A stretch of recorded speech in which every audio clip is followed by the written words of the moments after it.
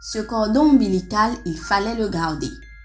Le cordon ombilical permet au fœtus de vivre au travers de la vie de sa mère. Si la mère a une vie saine, le fœtus partage aussi cette vie saine. Mais si la mère possède des addictions, le fœtus partage de même ses addictions. Les forces de la mère sont aussi les forces du fœtus et les faiblesses de la mère sont aussi les faiblesses du fœtus. La parole de Dieu nous dit que l'homme a été créé à l'image de Dieu. Avions-nous un cordon ombilical? L'Éternel Dieu donna cet ordre à l'homme.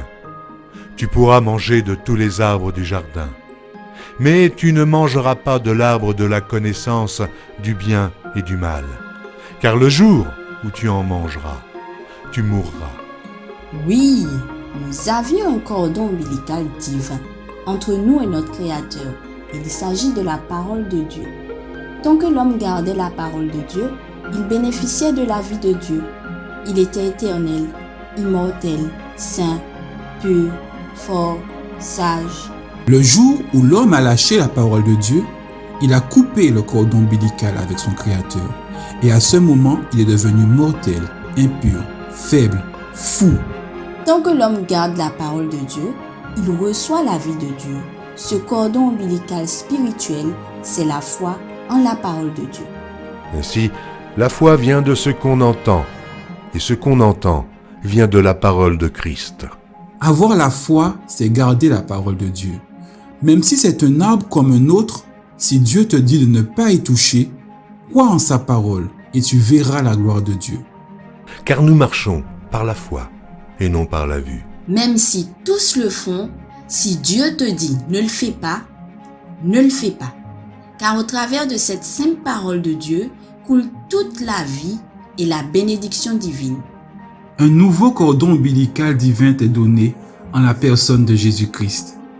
La foi en Jésus te donnera accès à toute la vie de Dieu. Couper le cordon avec nos parents terrestres est nécessaire. Mais couper notre cordon avec Dieu est de la folie. Retourne à la parole de Dieu, retourne à Jésus et tu auras la foi qui te fera déplacer les montagnes de ta vie. Car tu vivras non par tes propres forces, mais par la puissance de Dieu. Demeurez en moi, et je demeurerai en vous. Comme le sarment ne peut de lui-même porter du fruit s'il ne demeure attaché au cep, ainsi vous ne le pouvez non plus, si vous ne demeurez en moi. Je suis le cep, et vous êtes les sarments. Celui qui demeure en moi, et en qui je demeure, porte beaucoup de fruits, car sans moi, vous ne pouvez rien faire. Si quelqu'un ne demeure pas en moi, il est jeté dehors, comme le sarment, et il sèche. Puis on ramasse les sarments, et on les jette au feu, et ils brûlent. Si vous demeurez en moi, et que mes paroles demeurent en vous, demandez ce que vous voudrez, et cela vous sera accordé.